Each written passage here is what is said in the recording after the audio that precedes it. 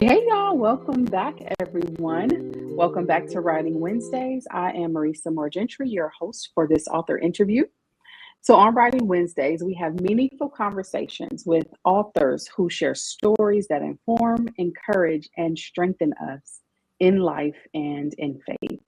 So, today's conversation, it centers on a role that many people quietly carry, and this is the role of a caregiver. Caregiving can be deeply rewarding, but it can also be emotionally, physically, and spiritually demanding. So, our guest today is author Eleanor Gaccetta, who wrote One Caregiver's Journey. In this book, Eleanor shares an honest and heartfelt look at what it was like to serve as sole caregiver for her mother for nearly a decade. And through stories of challenge, sacrifice, resilience, and even moments of laughter, she offers insight and encouragement for everyone who has walked or may one day walk the path of caregiving.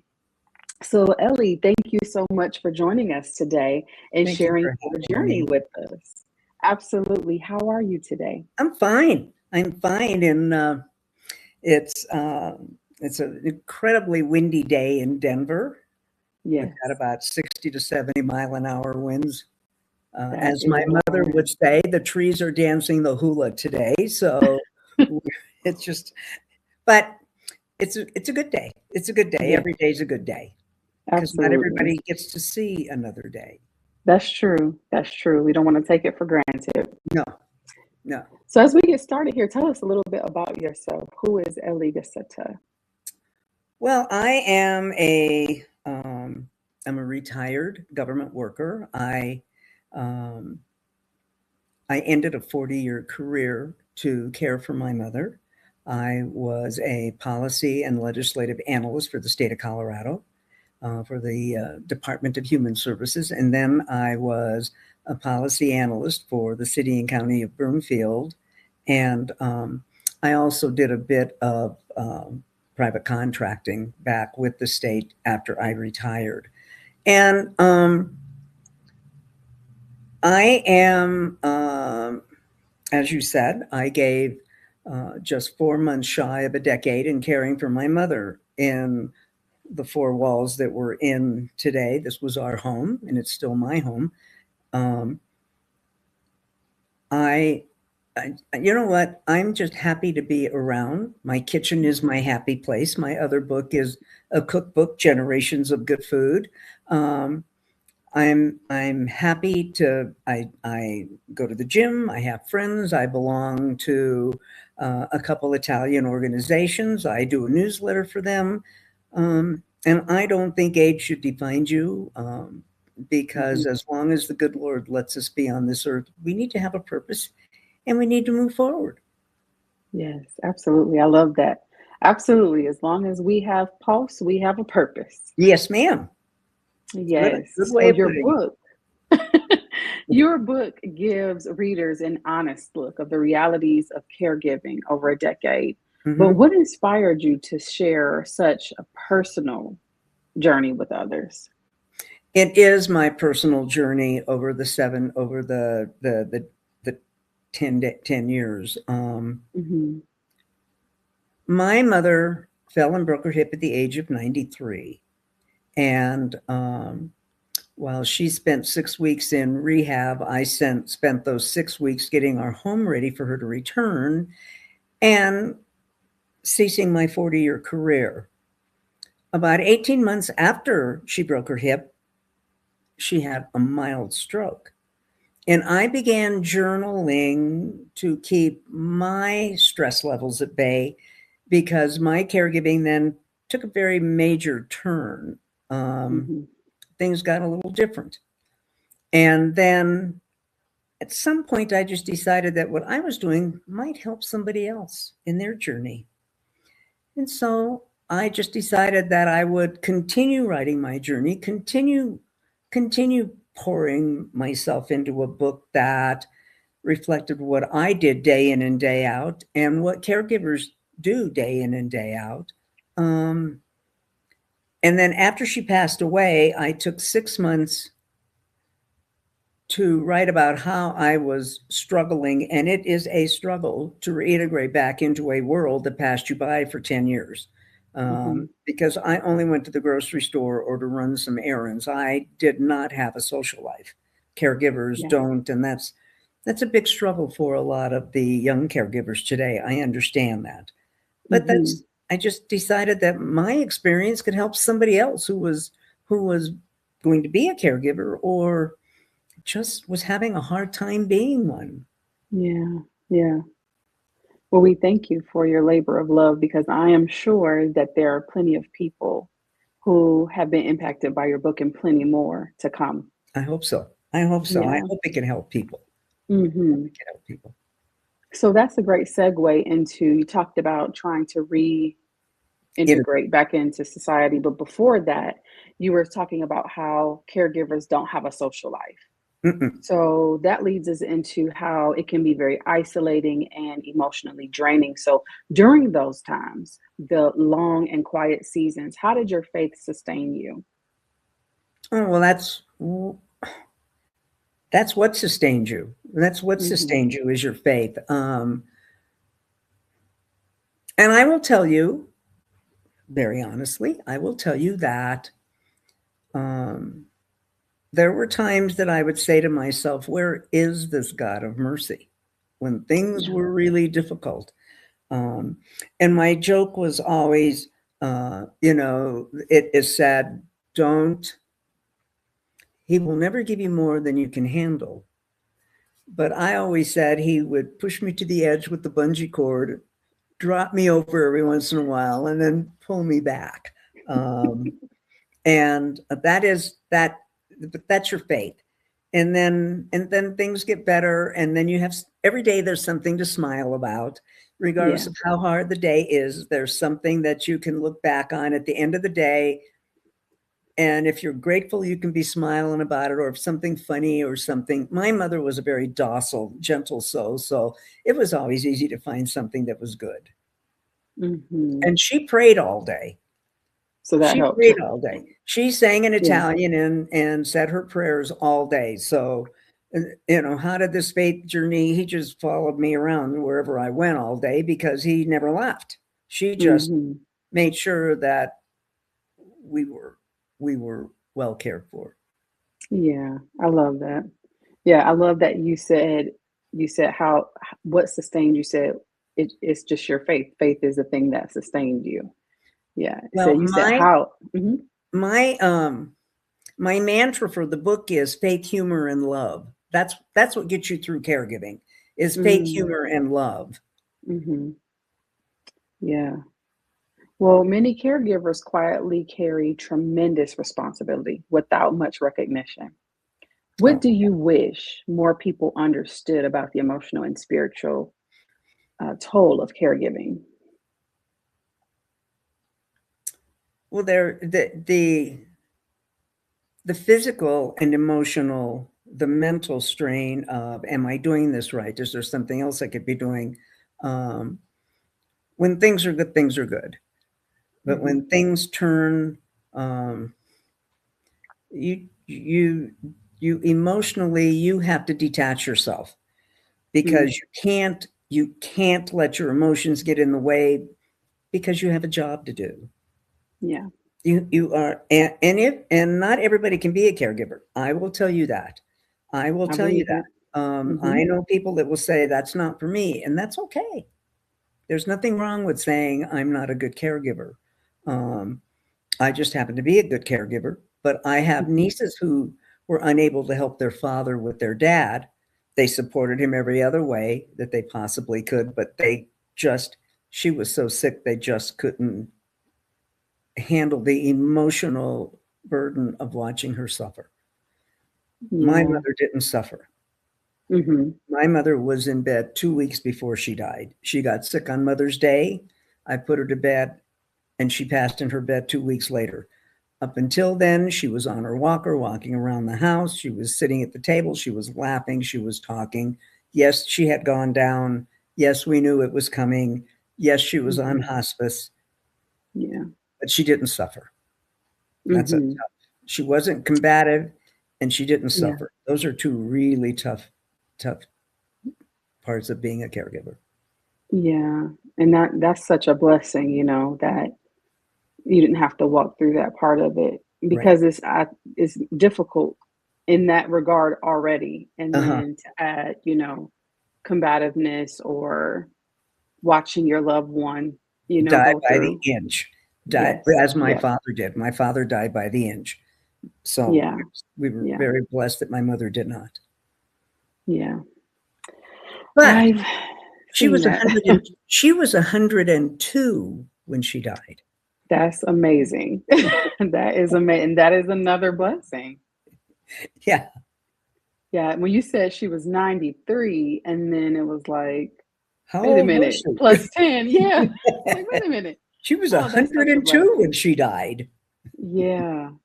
And for her to be up and around Yeah. for, up into 2 weeks beforehand, Mm-hmm. that's such a blessing. Mm-hmm. Mm, It sure was.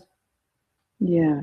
Well, after 10 years of caregiving, you described the challenge of re-entering life again, as you talked about before. So what was that transition like? Can you give us a little bit more, and how did God help you rediscover yourself in that new season?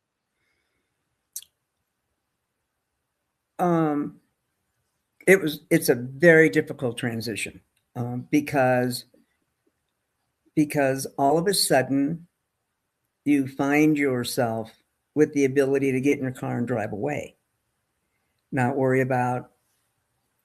You're not buying groceries at 5 in the morning. I bought groceries at 5 in the morning. I had my list. I've always said I can do wind sprints to the grocery store and get that list faster than you can blink, and I can pay for it and be back home in Mm-hmm. lickety split, because that's what I had to do for 10 years. Yeah. Is I would go to the grocery store because they're open 24 hours a day. I would be in the grocery store at 5 o'clock in the morning with all the stockers. I'd get what I Mm-hmm. needed. I'd pay for it. I'd come home. It'd be put away before she even moved. Mm-hmm. So then all of a sudden, you can actually look on the grocery shelves and see what they offer that's different than what you bought. You're not on a timetable, but people are rude. Traffic is hard. I had no sense of how to dress because I had lived in shorts and t-shirts or yoga pants and t-shirts, barefoot a good amount of the time in my own home. When you'd go out, you put on a pair of tennis shoes and go out. If we would go out to, and the funny thing is that I often reflect back and say we would go to a family dinner, and I'd make sure my mother had on her makeup. I'd make sure her hair was done. We used to say she was puffed and fluffed because she was always dressed. And then I'd come dragging in with the extended toilet seat with an extra bag of clothes and the first thing somebody would say to me is, "My gosh, you look tired." And you think, really? You think? I look tired, do I? Well, you don't take the amount of time with you, and all of a sudden you go to try on clothes and you think, God, I look awful. What happened to me? Mm-hmm. I don't know. Is this what I should be wearing? I had no fashion sense. I went on vacation 2 months with my brother's family 2 months after my mother passed away. Mm-hmm. And they took me to the mall to buy clothes because of how poorly, I had nothing. Yeah. And it wasn't that I didn't try. I just didn't have an idea. So Mm-hmm. dressing is one thing. I had not been in a restaurant in 8 years. I Wow. had not been to church in 10 years. I had Mm-hmm. I had not been to a movie in like 12 or 13. I had not, and I had not been on the highways. I had not. Mm-hmm. And you're driving through town and somebody says, "Oh, it's on 38th Avenue." And you're driving down 38th Avenue and you're thinking, what city am I in? Wow. Where am I? Nothing's the same. Everything has changed. The world passed you by in 10 years. Mm. My house had to be remodeled. And so one of my nephews said, Well, there's a new development just up the street. Go look at the models. Go look at the model homes, and look at what the trends are. See what the colors are. Look at the furniture. See, because pretty much everything went away. I actually lived for 6 months in my house with 2 chairs and an ottoman. Everything went away. My mother's bedroom went away. The furniture all went away because I was told if you remodel, it's from floor to ceiling. Okay. And so that went away. The bar stools went away. The dining room chairs that I'm sitting on went away. The couch went away. I mean, everything went away. I had 2 chairs and an ottoman, and I moved them from another room. And so I go to this new development, and I walk in, and I'm in a pair of shorts and a t-shirt. And the lady looked at me and she said, "Well, you can't afford any of these homes. Why are you here looking at them?" And it's like, well, I know I can't afford your $1 million homes, but I want to see what the styles are. And I explained to her my situation. She apologized and said if I needed to see more, she could show me more. Good. That's how you look. That's how it was. And people are rude. People don't say please and thank you. People are rude. The whole world had changed, and it's still that way a lot of times. You think, geez, what is going on? Why is it this way? Why is it that way? Yeah. But I survived. Yeah. Well, how long would you say that it kind of took you to start to reacclimate? Oh, a year and a half. A year and a half, because every time you turn around, there's something new that's happening. I am blessed and fortunate. I have an older cousin who realized that I was like the lost lamb, and she took me under her wing, put me in her car, and drove me all over town. I want to show you this. I want to show you where we have this now. That's And nice. here's this, and we're going here on Saturday. Come to my house and ride with me, and I'll show you how to get there. And then she would take me to the mountains. We started going to her son's cabin for a week in the summer. And then I got to revisit the mountain towns that had also changed: Vail, Silverthorne, Frisco, Breckenridge. And then you start going into those. Then you start going into those high-end bistros and those high-end boutiques, and then you get a taste for what the other half lives like. But it took a while, so it's not overnight. No, it's not over now. I mean, there's still a lot of things that you'll say, why do people do that? Why can't we just, how come people can't get along? Why do we live in such an angry world? Which we do. Why do we live in such an angry world? So much hate, so much anger. Why can't we all have our own opinions and appreciate them? Yeah. Well, your book, I know, is inspiring, but for someone who may be watching right now and they may be currently caring for a loved one and possibly feeling overwhelmed or alone, what encouragement would you offer them that you would want to share with them today? Today you have far more assistance available. There's a lot of online chat rooms. There's a lot of online assistance. There's a lot of things that are available today that I didn't have. It was there. I never took advantage of it. I never took the time, and you're not going to have time, because I know on some of the chat lines, some of the advice is, well, you need to seek help. You need to get therapy for the fact that you're struggling. You need to get therapy for this. You need to go and talk to somebody for that. And my response to that is, who's going to sit on the couch? Who's going to stay with grandma while you're sitting on a couch crying your heart out? And there are some things that you just have to learn to work your way through. And it's not all bad. And I know there are people with a lot of diseases. I know there are people with a lot of, my issue was different. My issue was old age. I mean, what I had to deal with was old age. Mm-hmm. But there's a lot of assistance out there. Talk to the doctors, because one of the things that I had was between the ages of 98 and 99, my mother had a 6-7 month period where she was just really sick. Mm-hmm. Excuse me. And I found an entity. They were called physician house calls. And I found an entity that would come to my home. My mother didn't leave our house for the last 3 years of her life. She never left these four walls. And I didn't leave very, very much either, except to go buy groceries and absolutely when I needed to. Mm-hmm. I had called a friend who was a social worker at a hospice, and I said, "What do I do?" And she said to me, "Why aren't you using physician house calls?" And I did the research. They took my mother's insurance. I called her physician, who asked me why I hadn't thought of that sooner, and it's because I didn't know they existed.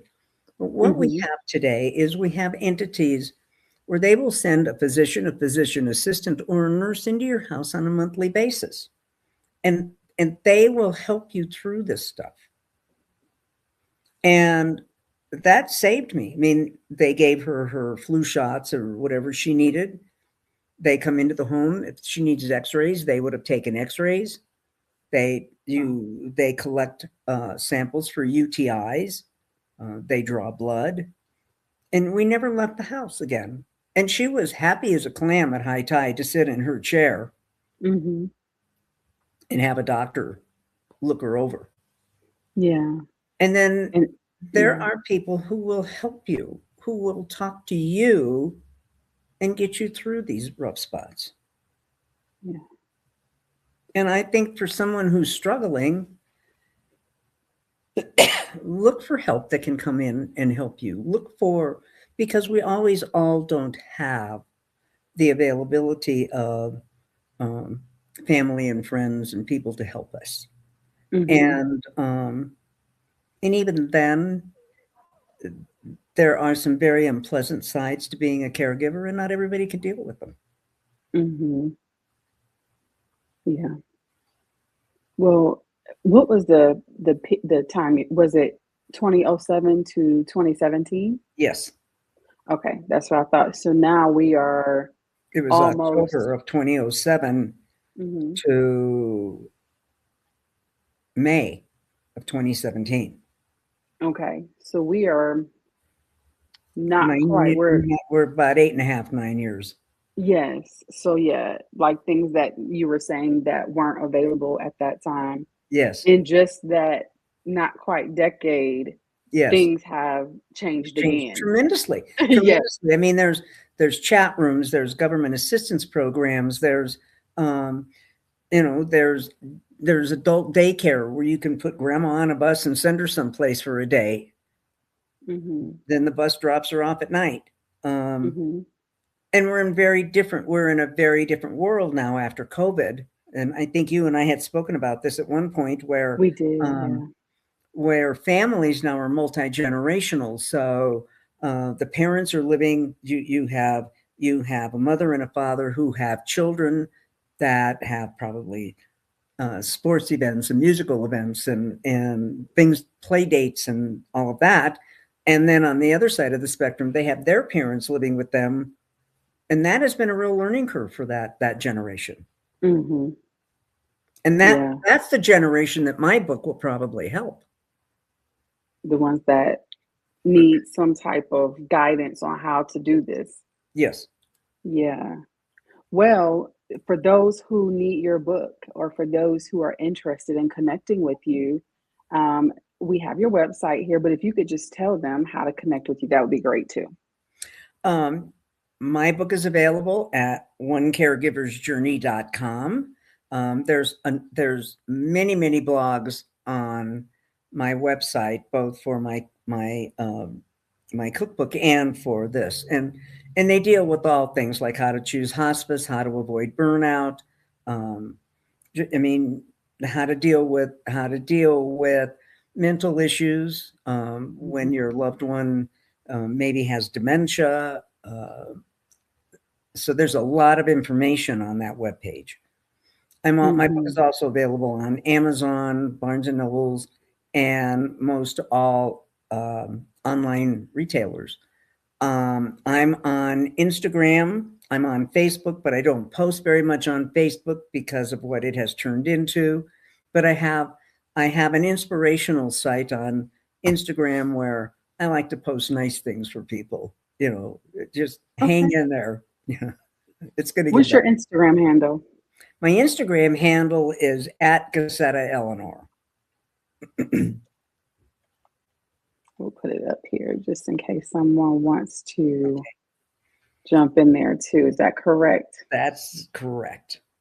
Okay, so that is your Instagram, so people can follow you or on there and And get more information. feel free to feel free to get back to me through my webpage. If you have questions, I'm happy to answer questions. I'm happy to, I'm happy to help somebody through a tough day, but you have to have a sense of humor and you have to have your faith, and you don't just jump into this unless you're doing it with love and a commitment. You do not want to jump into this and then decide that it's okay to be abusive. It's okay to make them feel they're a burden, to make your loved ones regret that they ever had you. Yeah, That is just not what this is. yeah, it's serious. It is serving for sure. It is. It is. hmm Well, I want to thank you for your time, but before we go, I wondered if you would pray for our audience who is caregiving now, and maybe those who will be caregiving, just however you feel led. Well, I'm happy to do that. Thank you. I would just say, Lord, look upon the people that need your strength and your stamina and whatever it takes to get through another busy day. And for the caregiver, keep them well and let them be happy. Show them that this is a good thing. In your name we pray. Amen. Thank you so much, Thank Ellie. you. It's been Thank you for such a having great. me. It was such a pleasure. Oh yeah, and I know there's one specific person that came to my mind with caregiving while we're interviewing, and so I am going to reach out to her and see if I can connect you guys. Give her my email and tell her to drop your name, and I'm happy. I'm happy. I'm Thank happy you to so help much. whoever needs help. And just know there's a life afterwards. This is not a death sentence. This is going to end at some point. In my case, I actually thought my mother was going to pass at the age of 98, but she fooled me and lived another 4 years. And it will end. And in the meantime, you just have to do the best you can do because it's good. It's a good thing. Every day is a good day. Every day is a new day. And as you're older, as I am, I'm grateful because I have a brother who didn't see my age, and a lot of people don't live to be in their where I am. It people don't live to be in their 70s. Put it that way. hmm You're So right. and My mother was one of and those. My I'm mother happy. and my father. I'm happy. Yeah. I'm happy. Life is good, and I'm blessed hmm with a big, wonderful family who loves me. And they were there for me when I needed them. They just didn't help me do caregiving. I Yeah. had all the love and support I needed, but this was my gig. hmm it was your gift, huh? You were Yes, gifted to do this. Yeah. I was. I was, and you Yeah. look back on it at times and think, I, geez, I went through 10 years that I'll never regain, but it's okay. I'm good. Mhm. Because you grew in those 10 years. Yeah. I Yeah. grew tremendously in those 10 years. Mhm. And you learn a lot about yourself and you learn how blessed you are to have done what you have done. And Yeah. and that's the other thing. Not everybody gets to care for their parents, and not everybody Right. gets to know them the way that I knew her, and to Mhm. know um, the little things about them that make them happy, and to get and there were, I mean, she used to call me her, she had a sister who died when they were young, and she used to call me by her name all the time. Mhm. And it's okay. I mean, there was time that I was Ellie, and there was times that I was Jeanette, and so you just, and here we are, 10 year, 9 years later, and what difference does it make? Right. Right. Yeah. Well, you have been such a blessing to us today, and we thank you again for Thank coming you. on, and we'll talk soon. Okay, take care. Yes, Bye. yes. And thank you all for watching. Make sure you go to Ellie's website, grab her book, connect with her. It's all there for you. Take care. Bye bye.